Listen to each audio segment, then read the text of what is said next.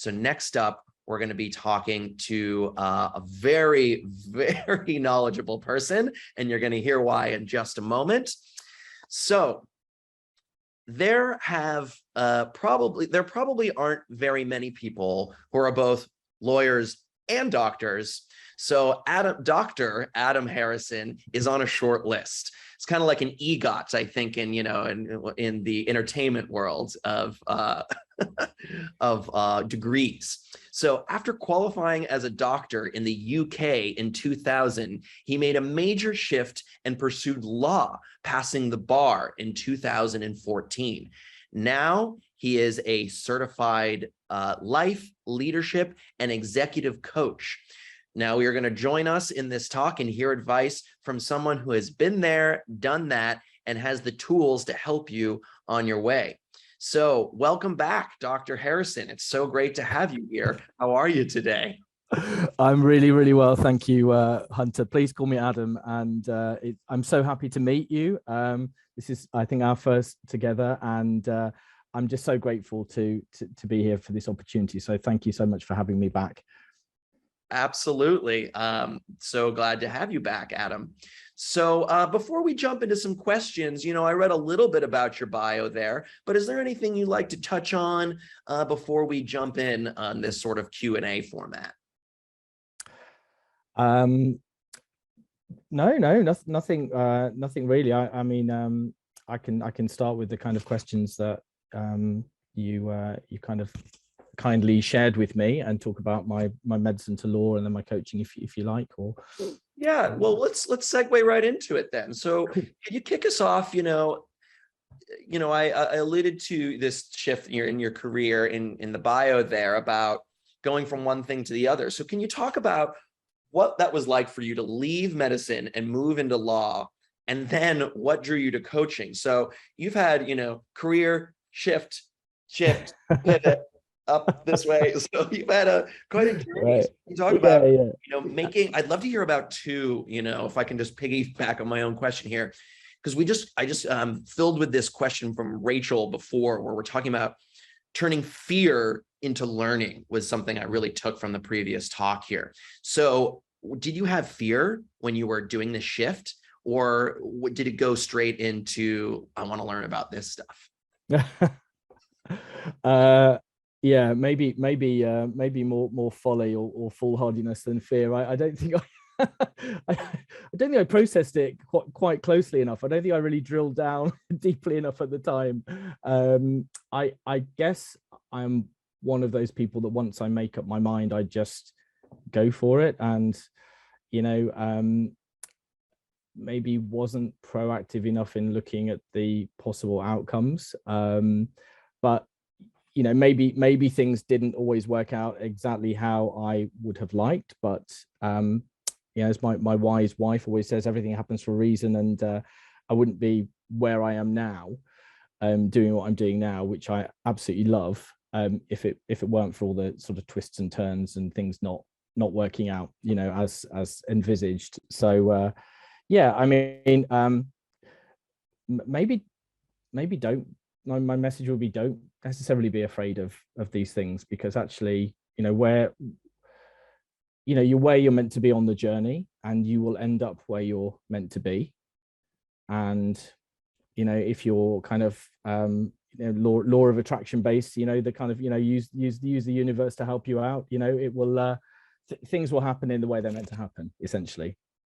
So actually, just in that old cliche, embrace the fear and do it anyway. If you do feel fearful, but I mean, I was too naive to even have enough insight into what I should have been afraid of. But it is what it is. But in terms of when I was having my transitions, I was excited, I guess, to move on from medicine. So I was in medicine for 9 years before I moved into a medico-legal role, and then a couple of years after that, I studied law and passed the bar a couple of years after that. And so yeah, and it was kind of the way I would kind of categorize career transitions, certainly for me, was, you know, are you experiencing a pull towards something else? If you're looking at an actual transition, like a professional change, you know, like from medicine to law, or, you know, accountancy to engineering or whatever, is it something that you're being drawn towards the other thing, or are you being pushed out of the one that you're currently in, you know?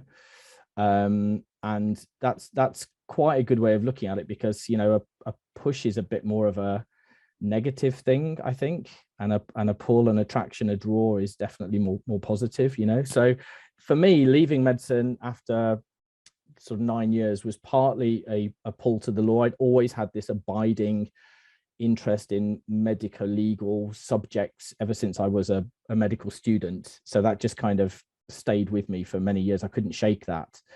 So that fascination with the law was the pull. But at the same time, I was experiencing a push, you know, that I'd endured a lot of workplace bullying for several years in lots of different jobs, and was kind of disenamored and disenchanted with my professional colleagues, you know. But from the patient perspective, the patient demand and expectations was really, really rising to a level that was unsustainable for me. So there was that kind of duality of me being pulled and pushed at the same time. But it's a good way to, I think, kind of break it down. In terms of coaching, going into coaching was completely different. There was no, I guess that was much more of a pull. So my legal qualifications actually came at a time in my life where we just had our first child. So I didn't, it just, the timing wasn't right really to pursue practicing the law as a very junior lawyer with lots and lots of hours on a very small salary, with the promise of things kind of getting better over the years. You know, we had a little life that we were just responsible for there and then, you know, and it's like, that doesn't wait, you know, that she wouldn't hold off for me to kind of like, you know, get a partnership after 10 years or whatever. So with you know, with coaching, I ended up kind of using the law stuff to get into medical leadership, and I'll kind of come back to that a little bit later. But it was, I started off doing some medical legal advisory stuff, got kind of co-opted on some committees, and then when I was in a medical leadership role, I had some leadership coaching, and I just fell in love with it. I was just, you know, for me, it was a bit of an epiphany. And you know, I was, how old was I? 43. And it was the first time in my life that I'd realized that I'd done a values questionnaire and realized what my values were in actual words, you know, as opposed to just a feeling, just my internal moral compass kind of guiding me. It was like, oh my God, these are real, these are my values. This kind of makes sense, you know? So it was super life-changing for me. And then we went overseas to Australia, and we were away in the Antipodes for 2 years because my wife was doing a fellowship. So it was then, and I wasn't eligible to practice clinically in Australia. So I thought, what am I going to do with my time? You know, I need to, my wife's getting a fellowship out of this time abroad. We're having an adventure, but what am I going to achieve? Classic kind of doctor. I need to get something out. I can't wait all this time. Yeah. So I was like, right, I'll do my coach training. I loved being coached. I'll do my coach training. So for me, it was just, the timing was magical. The opportunity was phenomenal. And so going into coaching was kind of really different from medicine and law, to be honest with you. Oh, Does that answer your question? Absolutely. And more. No. It's fantastic. It's so great to hear, because, you know, you talked about earlier, we are where we're supposed to be on our journey. And, you know, at the end there, you said your timing was magical, where it's like you ended up in this opportunity where you're like, oh, how am I going to use this time? Because I can't practice medicine right now. I'm in this other place. How am I going to use this time? And then it took you in a different, unexpected way. But I love too, what you're talking about, that questionnaire, because that's it's like taking a personal inventory, right? You were given this opportunity to really, like, Rachel also mentioned this. I'm just going to try to tie everybody together. Rachel is like putting pen to paper and like writing things down. It's very clarifying, right? When you see this, you're like, oh, literally black and white, or whatever pen you're writing in. You're like, wow, that's how, this is what I want. This is how I Yeah, feel about certain things. yeah, for sure. So when you, oh yeah, please. No, I was just going to say we're going to come back to values, but just Mm. kind of jumping on that, when I did that, it kind of retrospectively made a lot more sense. My life made a lot more sense to me. So one of my 5 core values, which I'll talk about the others later, was justice. You know, kind of like equity, fairness. Me not liking people being treated unfairly, and you know, so a lot of the workplace bullying that I experienced when I think back about it was me kind of standing up for other people and putting a target on my back. You know, people who otherwise wouldn't have been able to stand up for themselves. I had the confidence, and then I, you know, was the victim as a result. And then things like law, like, oh yeah, of course I wanted and needed to study the law and went on and did it because justice is one of my core values. So it just, things started to kind of slot into place actually once I realized all of that. Forgive me coming on and off camera a bit. I have a brand new puppy. He's just like, oh, are you working? I'm sorry. I'm just going to go nibble on this couch for a moment. He's not a Dachshund, is he, by any chance? I'm a huge, my daughter and I are huge Dachshund fans. So. Oh, he's not, but I'll bring him up when he's, right now he's like, throw stuff, but I'll make sure he says hi. But I assure you I'm listening. I'm sure. Yeah. So, you know, I'm sorry to hear that you went through this workplace bullying, but it is encouraging to hear how you reacted to it, which was, it put you into action. And you were talking about, you had, you know, the courage to stand up for others, and also then to, when you were talking about your one of your core values of justice, that helped you find what you wanted to do next, right? Yeah. And what I love too about talking about values, I'm going to use it as a way to segue into our next question, which is these transferable skills, right? Mm-hmm. And what's interesting is, I don't think I've ever thought about it this way, but like, oh, justice is a transferable skill. That's fascinating. You know, usually it's like, well, I can write code, you know, it's like, that's a transferable skill, or like I can practice medicine and I know this about science, or, you know, these very practical things. But, you know, looking at it through the lens of values as well, you know, these are transferable skills. You know, team leadership you talked about too, you know, that's a transferable skill. So could you talk about, you know, maybe we can dance between these two a little bit. It's slightly different topics that overlap here, between transferable skills, how you recognize some in yourself, these different career pivots, but also I'd love to hear more about values as well. Yeah, for sure.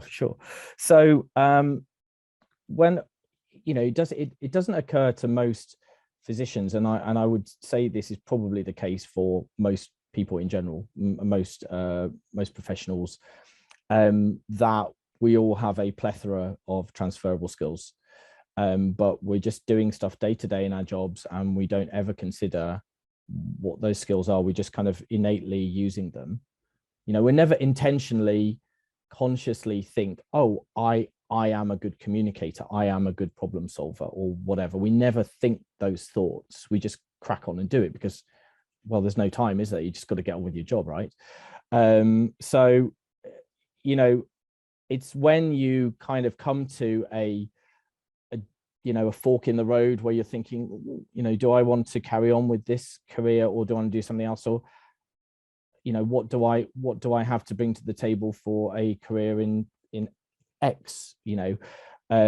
So the way, you know, again, you know, you were alluding to, you know, you have these certain practical skills, for example, you know, and I kind of would classify it as sort of hard skills versus soft skills.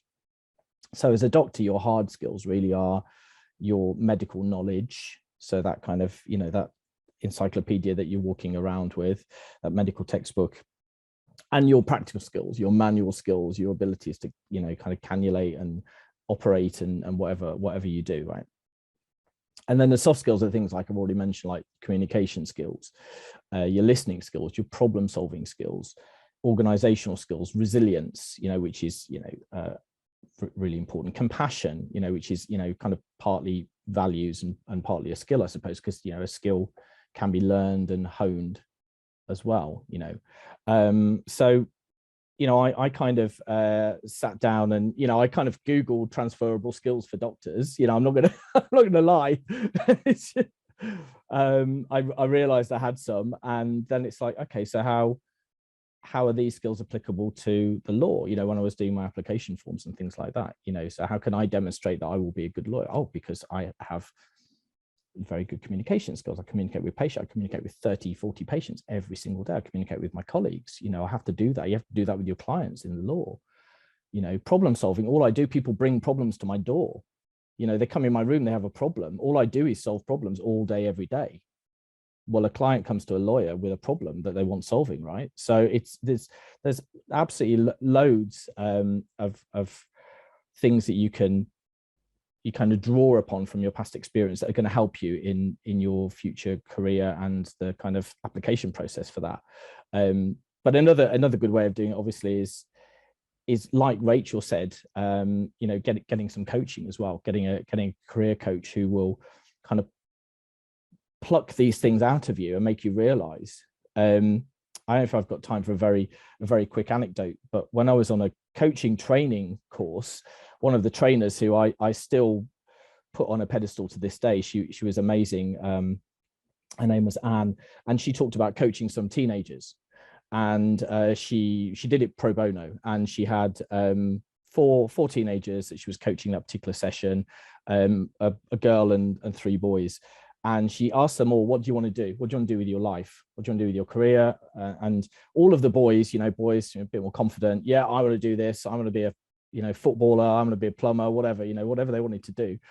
And the girl, when it came to the girls' turn, she's like, I don't know what I want to do. I'm not good at anything. People don't say that I'm can do anything. I don't have any skills and whatever. And then one of the boys who knew her said, well, because I think Anne said to her, what do you do outside of school? And she said, all I do is look after my older sister's children for 3 hours every night while she's doing her telephone job, her telephone-based job at home.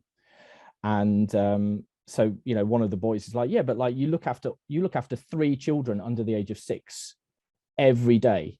And so Anne then sort of said to her, well, what skills? She went around and kept going around the 4 people there. What skills do you need to be able to look after 4 children under the age of 6? And they came up with a list of 20 things.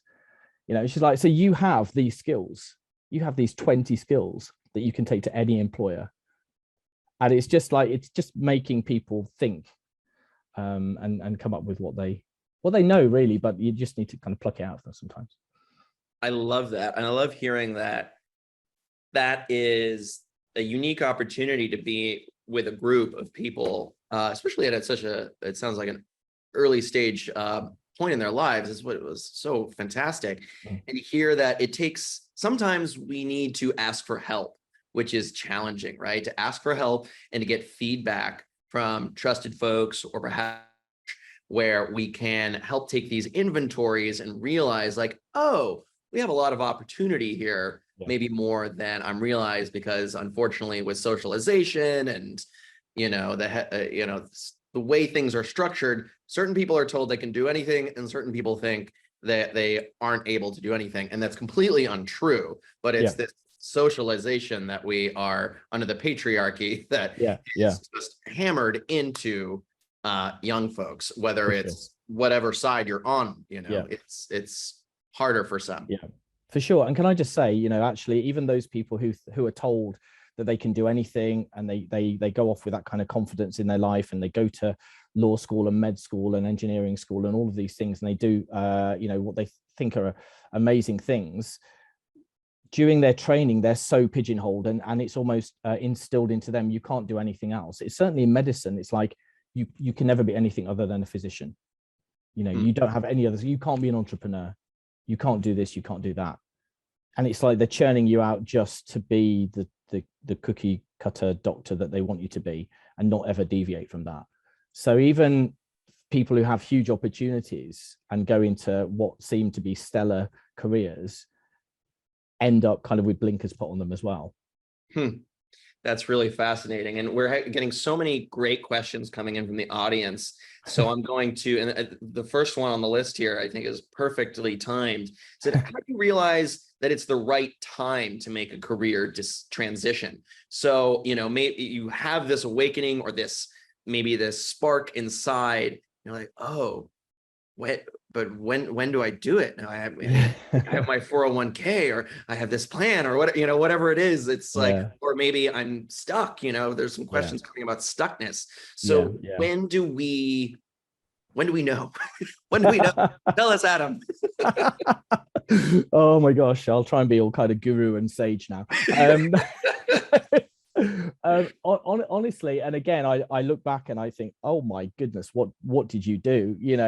I think I just did it because I felt at that time the timing was right, in terms of the financials, the kind of my life situation, what situation I was, my partner and I were in.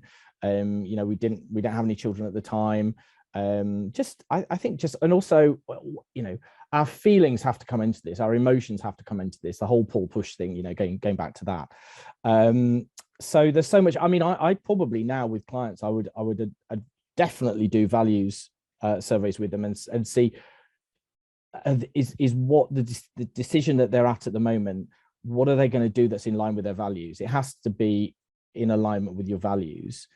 And also I kind of probably do a wheel of life with people as well, and kind of look at the kind of 8 or 9, areas of life, and just say, how does this work if you score it with regard to your family, your friends, your social life, your financials, your spirituality, your career, yada yada, all the things. And kind of then come up with I suppose a composite, really. That it's just information, isn't it? It's information that people don't actually have until they kind of drill a bit deeper, and then information is key, isn't it, to help you make that decision. I don't know if that's helpful. Oh, absolutely.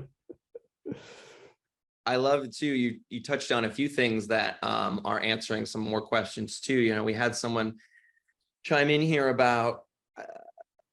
I just love all these comments that are coming in too. Someone, mentioned talking about empathy and how they learned that from a parent, and how that's really valuable, and then doing more research on that. And then someone, talked about being stuck. And I think you touched on that as well here. And we had a question come in too, from someone named Ryan, and they asked about, how do you make the balance between keeping a family life while doing such a drastic change? They mentioned like, oh, maybe I have to move countries and careers. Yeah. So, and you were talking about this chart here, you mentioned family life, and that can inform choices. Sometimes like, oh, well, I have to take this job, but it would be uprooting a family, right? What is that? Or maybe they stay and I go. How do we take stock of these difficult or big decisions? Yeah, I mean, obviously, if you're in a partnership, a life partnership, not a business partnership. You might be in a business partnership and you need to have this discussion, but a life partnership, plus or minus children, on a sort of a more slightly more microscopic level, looking at my wife's fellowship, where she had the opportunity to go overseas for 12 months, and it's like, is it the right time? I had to resign from all of my jobs. I had about 4 part-time jobs, had a portfolio career. And but for me, it was like, okay, weigh it up. Yeah, I have these jobs. I'm sure I can come back to some of them or something like them. As it turns out, I haven't. But on the other hand, I am, so when was it? 3 years ago. I'm 44, and the universe, or manifested through my wife, is giving me an opportunity to go on another gap year, another year out, and have an adventure and go and live in Australia for a year with my kids and take them to another school in another country and do all these amazing things. So, I think it's a very much kind of like, balancing act and weighing things up and making decisions on the basis of, collaboration with your partner and how you feel, and then all the kind of practical things as well. But I would say to Ryan, honestly, life is kind of passing us by day by day, isn't it? Don't delay. Just make a decision and go for it. The sooner you go for it, the more time you're going to have doing the thing that hopefully you'll love. As the saying goes, if not now, when? Well, very true. So Adam, we have just a few minutes left. Mm. Maybe you can impart with us on a practical side, if we can pivot here a little bit of just, sometimes some tools of career networking tips, some Mm. do's and don'ts, Yeah, it's just, can you leave us with some of that as well as we yeah, can sure. zoom in on the microcosm here for a Yeah, sec? sure. I mean, I think these days for me, obviously you can look online and find recruiters and agencies and things like that, or you may want to set up your own business and be entrepreneurial and find people who can help you with that. I mean, I would always say get a if you're going down the entrepreneurial, get a mentor or a coach, some kind of business coach. I have one. I think it's absolutely essential. If you certainly if you worked in a profession where you have no business training and no business knowledge, it's I pause you there because I love this piece of advice. How do you find those people? well, honestly, the group that I'm in was a word of mouth thing from another doctor. So I think and this ties in with the networking thing, doesn't it? The more people that you're in a network with, the more people you can turn to for advice. So I would come to LinkedIn, and I would one of the ways I would use LinkedIn is to actually create a post where you're asking for advice, you're asking for opinions, you're asking for help. Might be, you might want to use LinkedIn to put "I'm open to work" kind of thing. But you may want to, before that, be a little bit more subtle and just kind of say, oh, actually, I'm thinking of doing this. Can anyone in my network kind of give me some advice?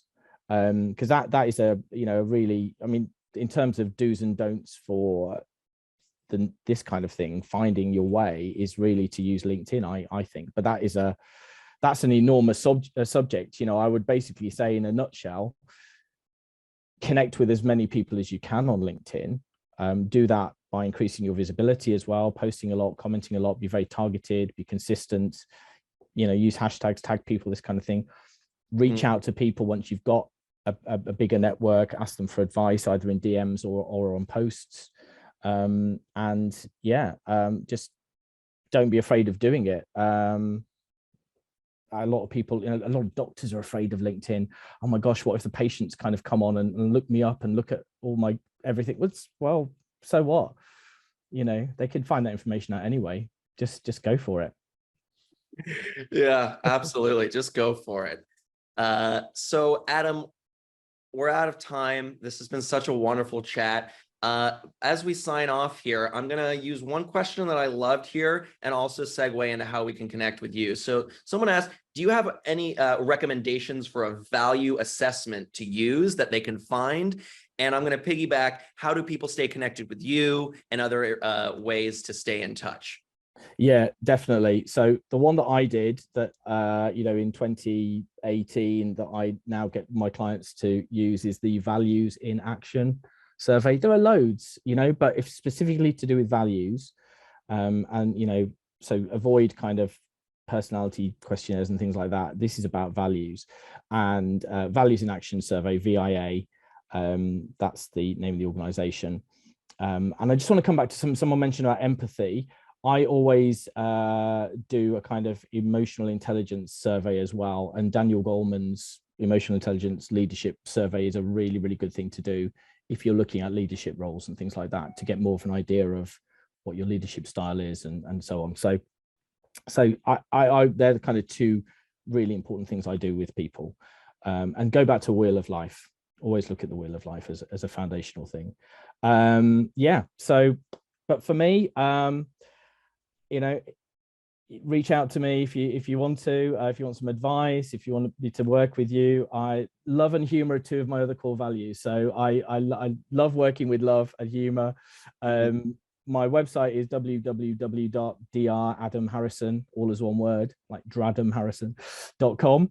And my email address is dr.adamharrison, so dr.adamharrison@gmail.com. And I'm on all the platforms. LinkedIn. I'm all over LinkedIn. Fantastic. Well, Adam, thank you so much for this. It's good to know. Now I'm going to go to some of those resources I'm going to stop going to the, which house in Harry Potter surveys, and some of these other resources that you provided might be a little more clarifying. So thank you for that. And thanks for the Potentially. time, and thanks for the love and the humor today. This has been great. Thank you. Lovely to meet you, Hunter. Thank you for your kindness and love as well. I appreciate it. Okay. Take care. Bye-bye. Cheers.